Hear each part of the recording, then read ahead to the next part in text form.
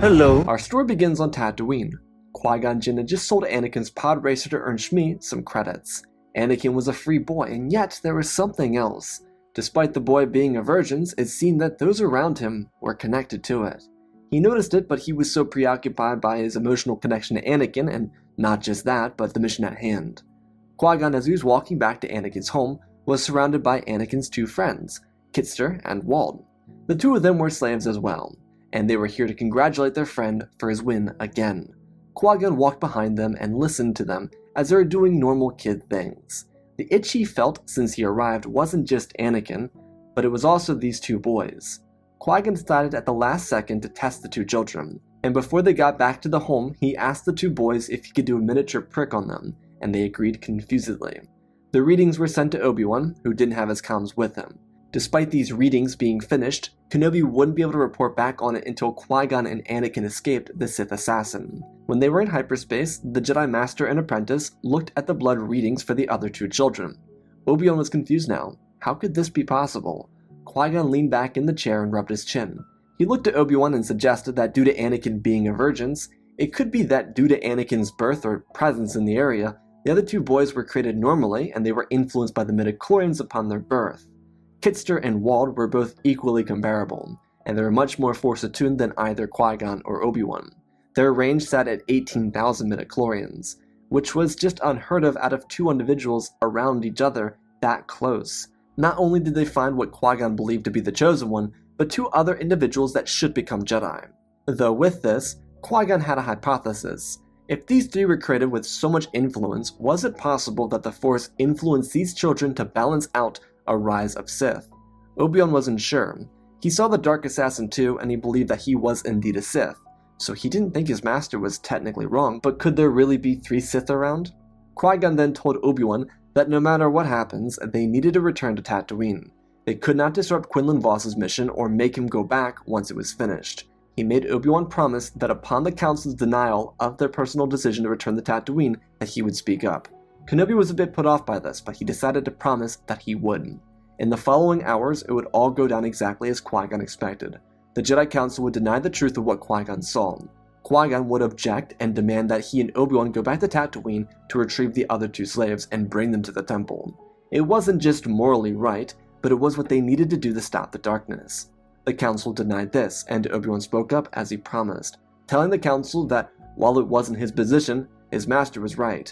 There was slavery in the Outer Rim, and these children could be useful in the future training of the boy they already brought back. The Council hadn't made its decision yet on Anakin, but they told Obi-Wan and Qui-Gon that for now, they would remain inside the temple, wait for the Queen's hearing inside the Senate to finish, and then remain by her side until the blockade over Naboo was completed. Qui-Gon wasn't surprised, but they left. Obi-Wan tried to explain to his master that denying the will of the Council would only make their situation more difficult, but Qui-Gon was adamant that he would do what he must. It wasn't about rejecting the will of the Council, it was about doing what was right. Obi-Wan asked what he was going to do next, and his master expressed that he would go to his former instructor and speak to him about his thoughts on the matter. Following their short discussion, Qui-Gon and Obi-Wan would return to the Council, where they would be informed that Anakin was not to become a Jedi. That was surely troubling. Qui-Gon needed to find a way to make the Jedi accept him and bring him into their ranks. The reason Anakin wasn't going to be allowed into the Order was because he was too old, and his attachments forbade it. So bringing Kitster and Wald to Coruscant wouldn't exactly do him any benefits. It would simply be adding emotional attachment into his life, which the Jedi were not about. Qui-Gon looked at Obi-Wan and requested that he take Anakin out of the room. While Qui-Gon never really showed his master's temperament, he showed it here, in front of the Council, for the first time. It was never instilled into him like it was with Dooku, but having just spoke to his former instructor, it inspired him to be a little less kind to the Council. He called them all out on their arrogance, looking from Plo all the way around the lineup and turning around to look at Deba Balaba on the exact opposite side of the room. No matter how compassionate they said they were, or how acclaimed to be responsible they believed they were the reason the Jedi were crumbling. They just had a chance to find the Sith Lord and they rejected it. They were just given the opportunity to train 3 children, one of which having a higher midichlorian count than any known being, and the other 2 having counts just lower than Yoda's. They could sit here in their throne room and look down on the rest of the Jedi if they wanted, but they had a responsibility to do what was right. Maybe they didn't want Qui-Gon teaching Anakin, and that was fine, but he knew for a fact that there were 2 more slaves in the Outer Rim that could be a great aid to the former slave they had here. It would be outrageous to send the boy back to that hellhole, and do what? Watch his mother stay enslaved, being able to do nothing about it? Yoda spoke quietly to Qui Gon once he was finished, expressing that Qui Gon's emotional attachment to Skywalker was hurting his judgment. Qui Gon stopped Yoda, telling him that as a Jedi they were encouraged to form such attachments. If it wasn't for their compassion, their attachments would be forced to suffer. If it wasn't for their bravery, their attachments would be without their guidance. If it wasn't for their emotional fortitude, there would be no one for their attachments to look to in times of trouble. As beings of the Force, they were all attached to every other living being, because as the earliest Jedi teachings instruct, the Force connects everyone. If that isn't an attachment, then he didn't know what was. Qui-Gon looked to them all as silence filled the air. Mace looked to Yoda and then back to Qui-Gon, shrugging his shoulders and suggesting that he take a task force to Tatooine and begin freeing slaves. As for the Queen, due to the rousing statements made by Qui-Gon, Eth Koth volunteered to stand in. Depa Billaba was also assigned to the mission to join him with the protection of the Queen. At this point, the assumption made by Qui-Gon was that the Sith assassin he encountered on Tatooine was after the Queen, but he thanked the Council for giving him the chance to make things right. The task force of Jedi were gathered up, with Dooku finally meeting Obi-Wan and joining them on the mission. Qui-Gon went to Dooku before ever gathering up the rest of their squad, so unbeknownst to Qui-Gon, he got to his former master the night before he could remove Kamino from the archives. The other Jedi joining them on this mission were Imogen D, Ord Innocence, Bola Rapal, Pong Krell, Luminara Unduli, Shak Ti, Coleman Trevor, Finn Urte, and Agan Kolar. Dooku was the one assigned to do roll call, so he wouldn't even have a chance to go to the archives when he first got up. Realistically, he couldn't, but he kinda dragged his feet on it. Despite being responsible for his friend's death, he didn't necessarily want to be the one to remove Kamino from the archives. Dooku met up at a T6 Jedi shuttle inside the hangar bay in the morning. Most of the Jedi present were knights. Shak Ti, Coleman, and Agan were all in their transitional eras, some of them being knights, others being masters. Qui-Gon delivered Anakin to the Queen and promised him that when they met again, everything would go the way it should have gone when they first arrived. Anakin trusted Qui-Gon, and he trusted the Queen and Padme, so he felt safe with this.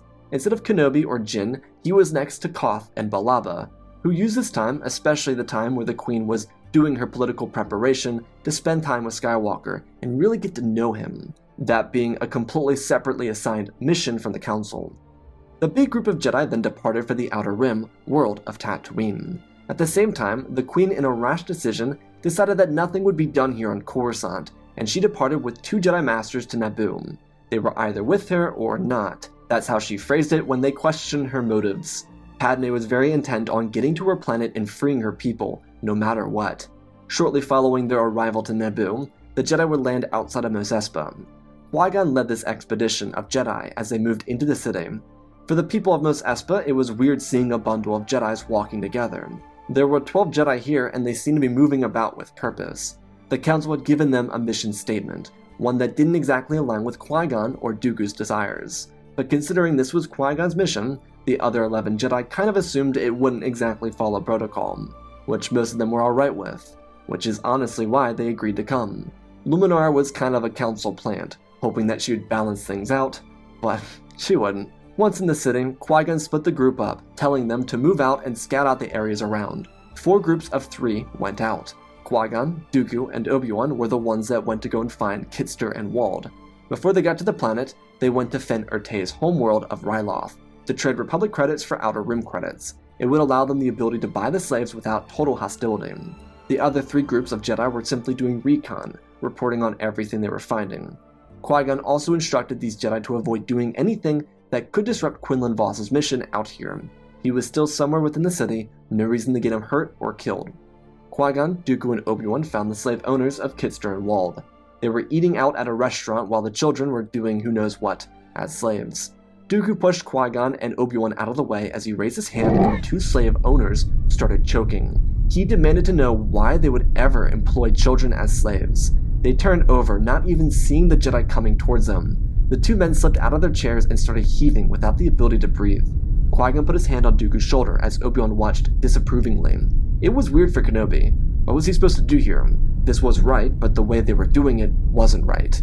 Dooku released his grip and told them to walk with him, or they'd have serious issues. The two Weequay men got off the ground and walked with Dooku as Qui-Gon and Obi-Wan trailed behind. Kenobi had questions that were whispered to his master, while Dooku told the men exactly what they were going to do. The two slave owners weren't too fazed by this rhetoric though. They told Dooku that if he killed them, he and his Jedi buddies would be targeted by the Crown Lords, and they weren't as forgiving as Jedi.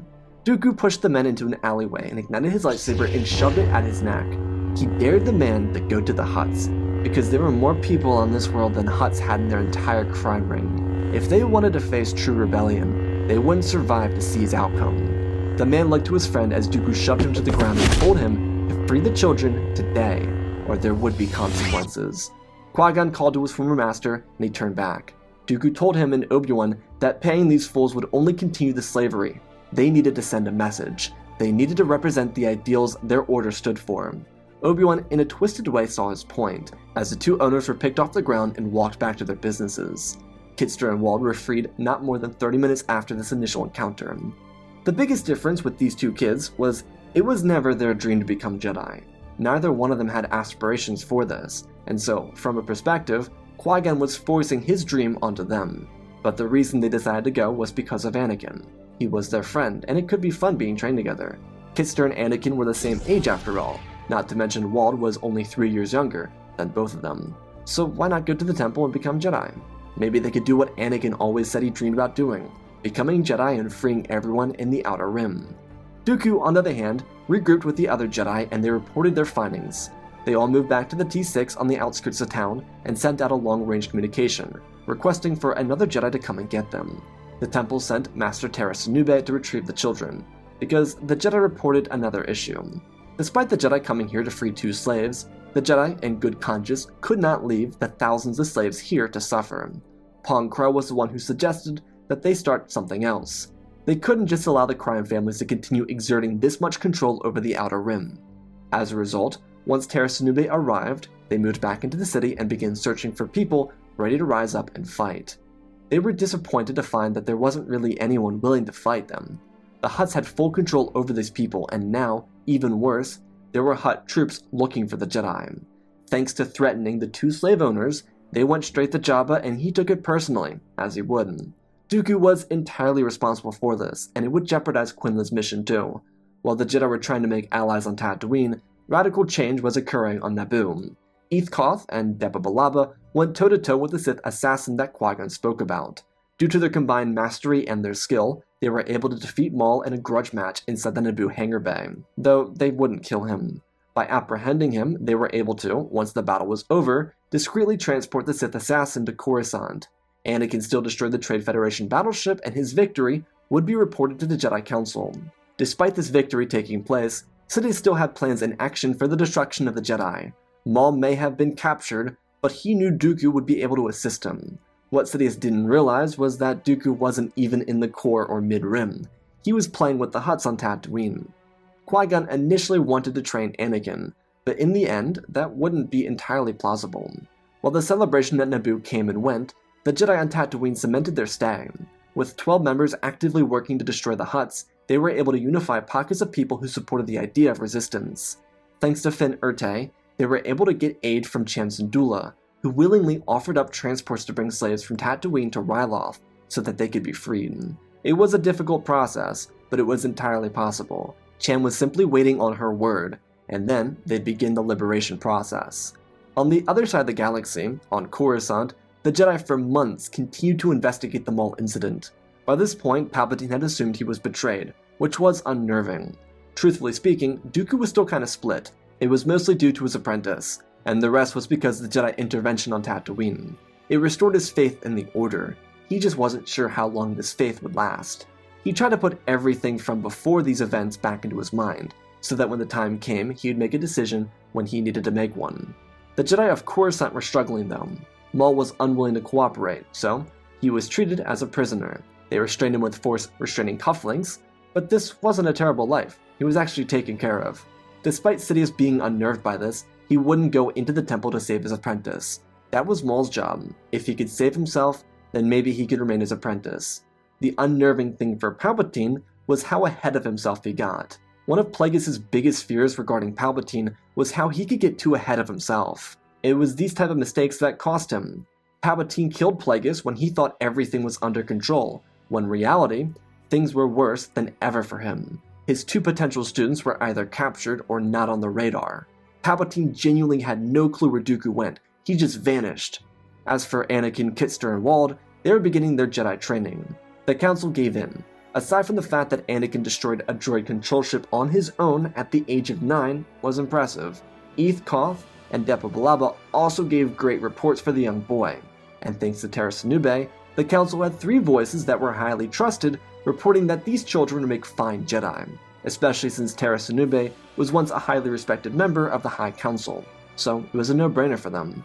In the months since becoming Jedi, the 3 boys had their reserves, and they missed their parents, or, in Anakin's case, just his mother, but they were able to transfer those relations over to each other. They were a little family, and to have each other was so integral for the developments as Jedi.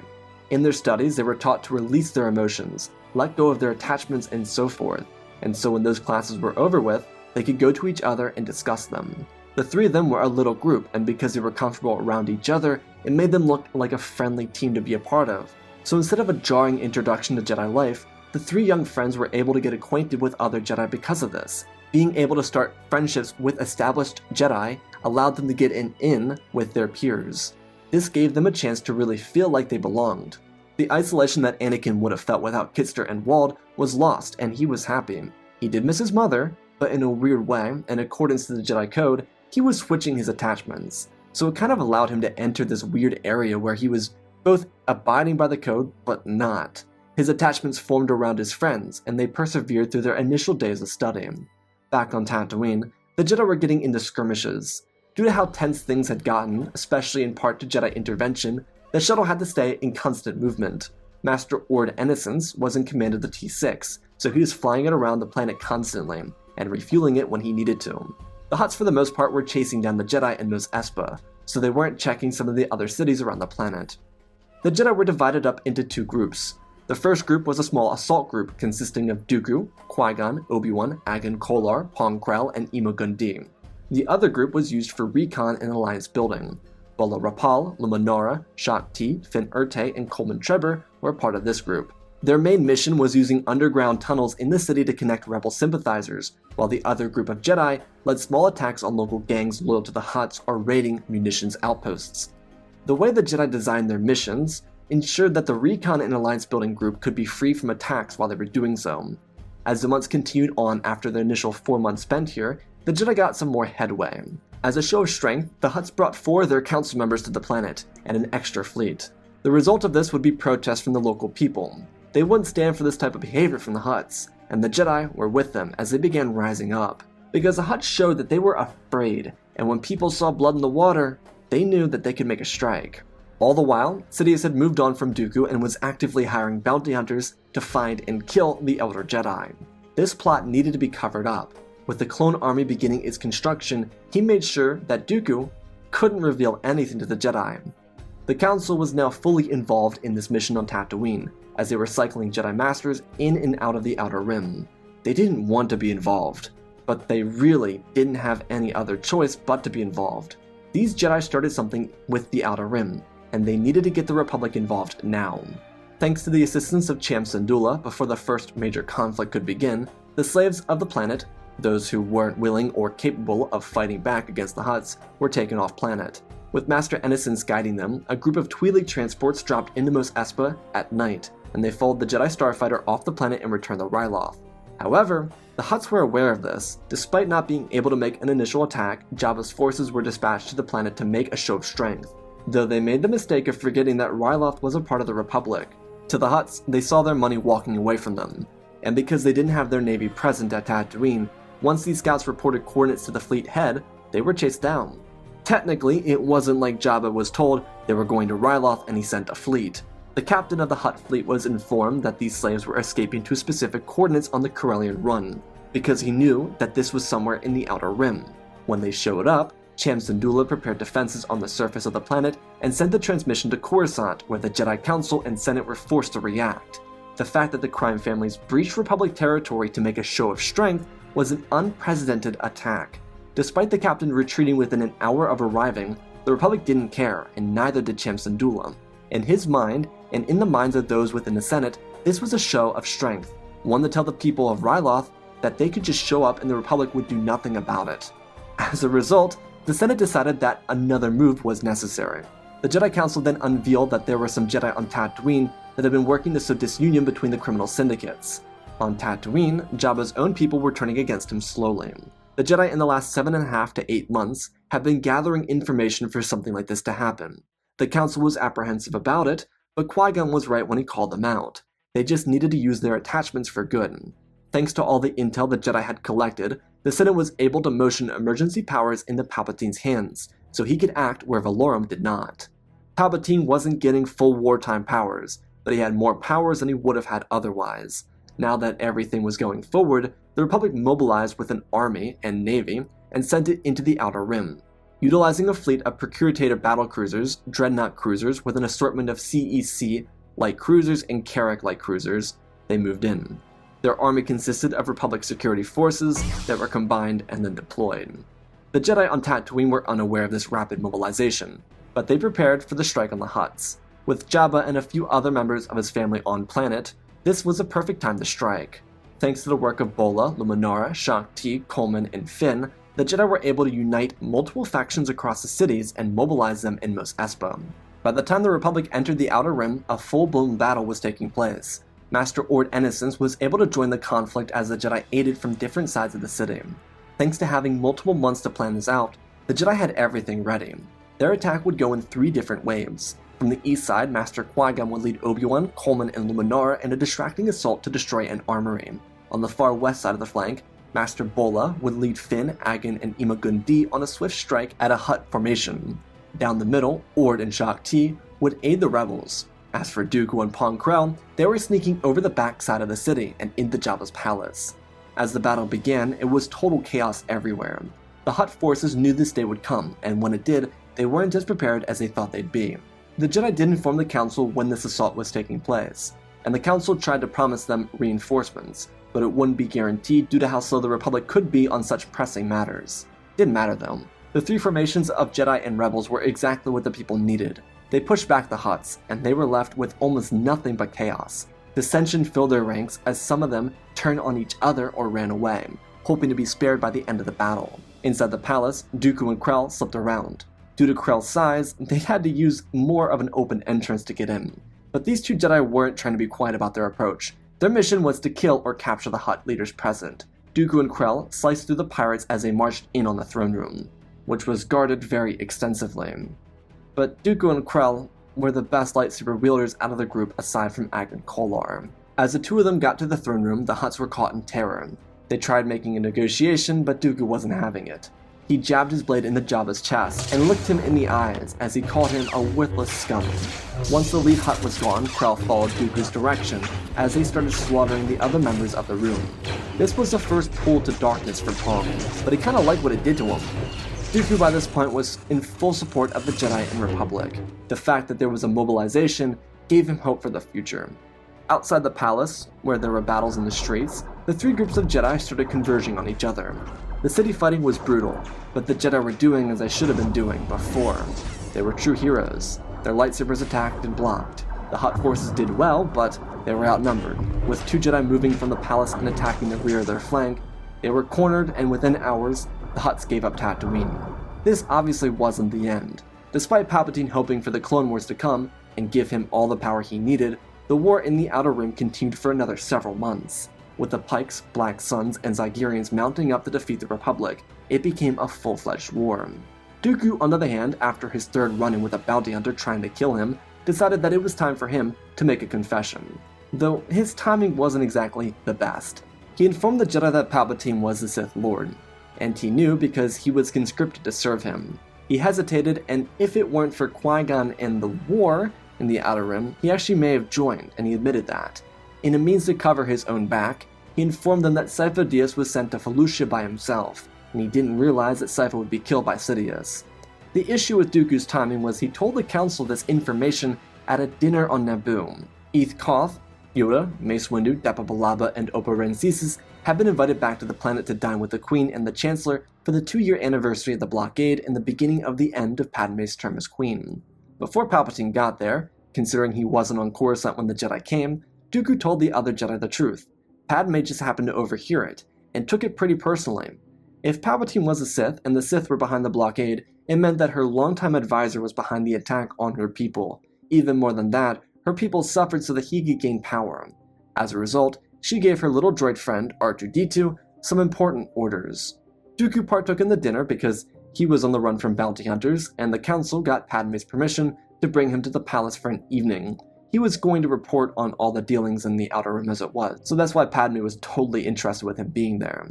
When the Jedi left, Dooku returned to Coruscant, and Palpatine was never seen again. The dinner was really awkward, by the way. All the Jedi knew Palpatine was a Sith. They didn't really believe it. Dooku and Palpatine had little spars over dinner, really awkward conversations, not a lot of fun. But R2 went into Palpatine's ship for revenge. He disrupted the hyperdrive while they were in hyperspace. R2 ejected from the ship before it ripped into pieces, and it killed Palpatine, Mas Amedda, and his closest allies before ever getting back to Coruscant. While the hyperspace disaster would be labeled just that, a disaster, R2 would be found and brought back to Naboo so he could be permanently treated like royalty. On the other hand, the Jedi were winning the war with the Republic, and as for the Clone Army, that order had been stopped. During the first few months on Tatooine, Dooku went to Kamino and cancelled the order, informing them that Sifo Dyas died, and it was his dying wish to cancel the army's curation. The Kaminoans were very unhappy about this, but they really couldn't stop him from cancelling it, so they kinda let it slide. Dooku did this because he believed that once he was finished, he would choose the Jedi. If he continued with the Sith, he could restart the process. That wasn't a big deal, but no need for the Clone Army if you joined the Jedi, right? Obi-Wan became a Jedi Knight, and Qui Gon returned to watching over Anakin. The young Jedi was excelling rapidly. He was so happy too. Aside from the fact that his mother was, as well as Kitster and Wald's parents, free, he was genuinely happy to be a Jedi. The life was great, and he was one of the popular kids. Everyone in his circle loved him, Wald and Kitster as well. Their friendship together continued very strongly past the 2 years they started inside the Jedi Order. The heroes of the Battle of Tatooine would be commemorated on Coruscant for their bravery, but each of the 12, aside from Qui Gon and Dooku, went back into the Outer Rim.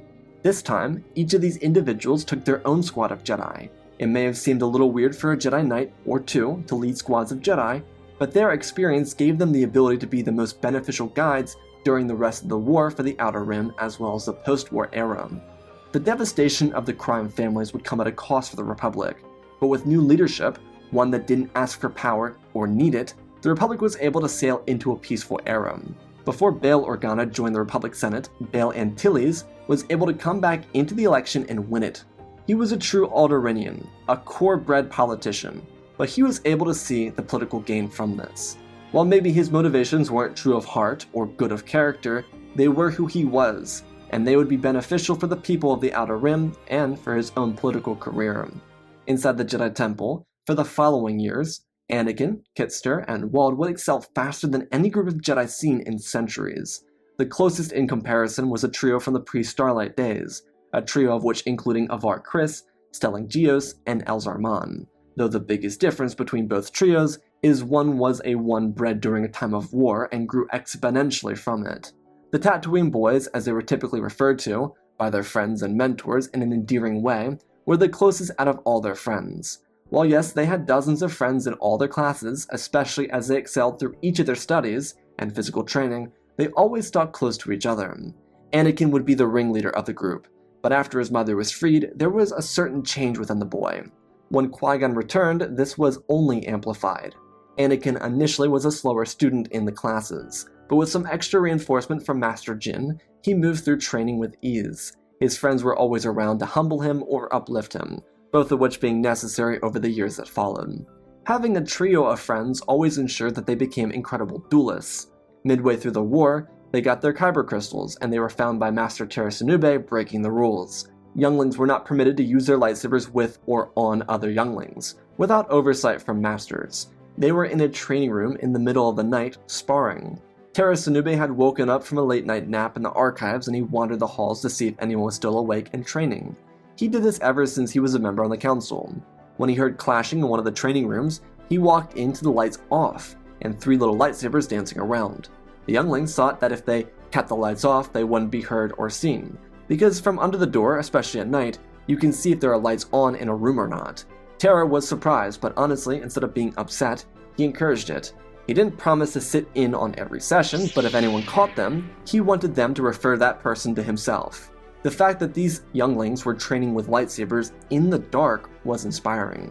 They were dedicated. This wasn't fooling around because lightsaber go burr. Okay, maybe some of it was, but they were learning and excelling because of it. So in his mind, what harm could it do? They were training with extra challenges. They were being responsible with their weapons, and that's really all that mattered. Their studies continued with Anakin and Kitster when they were selected by their Jedi Masters. However, they informed their masters that while they were grateful and willing to begin the next leg of their journey, it made more sense in their minds to wait for their friend Wald. Despite him having his friends, they were the Tatooine boys for a reason. If 2 of them ditched the last one because he was 3 years younger, that'd be unfair. So the Jedi made an arrangement, one that benefit each of them, making sure that once Wald was 10 years old, they would allow him to be trained. In all fairness, they had been progressing pretty quickly as it was, because Anakin and Kitster were ready to become Padawans when they were 12, but they waited until they were 13, so that Wald could be a part of the journey as apprentices. Over the span of that year, the teacher that would select Wald, former hero of the War in the Outer Rim, Finn Urte, would interact with Qui Gon and Ord Ennisons, who would be training Anakin and Kitster. These 3 Jedi, like the others who spent so much time in the Outer Rim during the war, were emotionally attached to those they saved. It made for their transitions into master and apprentice super easy. When the boys were split up to become students, they kept in close proximity to each other. The 3 instructors understood that to further their training, they needed to release their attachments, and so, as each of the boys attached to their instructors, they were able to ease themselves out of their tight bonds and into more Jedi-like roles. Each of these Jedi had agreed with Qui Gon that to teach Kitster, Wald, and Anakin, they had to treat the situation with openness and couldn't be too hard on them. They needed to delicately tread the line between Jedi code and human emotions, and with some boo-boos along the way, the 3 teachers were able to help each other and their students into a more Jedi-like state of mind. Over the years, as the 3 of them became adults, they were the pride of the Jedi Order. Anakin was the first to become a knight at 17, Kitster followed at the age of 18, and Wald also becoming one at 17. Similar to how they conducted themselves before, the 3 of them would wait until Wald was 20 and then they'd begin the training of their own students. As for the galaxy, the reign of the Sith wasn't ever present again, because Maul was still stuck in prison and being converted slowly into a Jedi. In the decades since Naboo, the Jedi had introduced Maul to love, care, compassion, and warmth. He rejected it, but in the 9th year, he started to let it in. It would take more time for that to happen, but for now, the last of the Sith was being transformed into a Jedi. The Tatooine boys, as instructors, returned to their home world. Each of them over the years had their chances to come back to the planet and see their families, as well as view the change. Chancellor Antilles in the past year or so had passed the torch on to Chancellor Amidala. Antilles was responsible for generational change in the Outer Rim. He did drag his feet a little bit, but he was able to establish a strong restructuring. It would be on Padme to continue what he started. Master Dooku, despite lying about Sifo Dyas, was the architect of the Jedi expansion. He was the master who established each new outpost in the Outer Rim. This helped the Jedi connect to the people they had forgotten about, and over the years, Anakin, Kitster, Wald, and their former students would join them in the Outer Rim. It was home, and it felt right to keep it safe. By the time the Tatooine boys came out to the Outer Rim, it was mostly cleared up, so their job as Jedi was to maintain order, and that's what they did. They may have not been present for the battles that redefined an entire third of the galactic map, but they were present when the entire part of the galaxy got its revitalization. A strong Jedi Order and an even stronger Galactic Republic meant a galaxy that finally healed. There were still issues, but the collective people were able to rally behind a movement started by a few loose-end Jedi. Ones with that, like the Tatooine trio, were able to bring an era of prosperity never seen before to the galaxy. And that, my friends, is our story. Again, special thanks to all of our patrons: Benjamin Wells, Ozpin, Angel Dust, Wolflover 1997, Groot 36, Rosebird, Hunter Belden, Alexandria Reese The Beginning and End, Jango Fett Clone, Nick 5098, Ben Ingram, The Big Red Pure Mark, Diamond Constant, Darth Nemesis, Lord Tibbs, CC2024, Galvin Gaming, Tristan Mandalore, Sir Willem 7067, Darth Revan, Granddaddy Bane, Laliant, Sky Guy, Penguin, Cullen Rooney, Shark Midori, Nick, Michael Erlanger, The Last Jedi, Apollo, Weewu 670, Annika Stank Runner, CT7567, Toaster Oven, Oz of Oz, Darth Knox, The Eternal Padawan, Joshua Tem, Johnny DeGuin, Sansa Skeleton, Jedi Sloth, Mr. Yeet Gamer, Lord Calig, Yelling Slayer 66, Mammotus Dudus, Anakin 003, Lord Draken, 460 Star Wars, Airbus, Rex the Wolf, May 3 First Names, Darksaint 46, Baron Joshua, and Lord Deadwing for supporting the channel. Smash that like button. Let's talk about this story. So I feel like with this story, you had to spend a lot of time explaining how the Jedi would actually get Kitster and Wald. When I got into this, I kind of forgot that they were slaves, so I really wanted the getting them out of the slavery be believable. And it kind of crosses off a lot of things as you do that. I think the person Qui Gon would go to first would be Dooku, especially if there were other people involved and the council was kind of reluctant about it. But I like the idea of getting all these kind of like different Jedi, like using, Bolo Rapal, Ord Ennison's, Finn Ertate, just these random Jedi and just throwing them into this area in the Outer Rim and letting them kind of like have their shining moment. Finn Ertate is like killed in like a 9-second clip at the beginning of an episode of Clone Wars. So I was like, it was kind of fun just kind of bringing in all these different characters and letting them have like some fun in the spotlight while Kitster, Wald, and Anakin have their beginning to a Jedi life that really becomes prosperous for not just themselves but everyone around them. So I hope you all enjoyed. I love you all, spread the love, and always remember, my friends, may the Force be with you.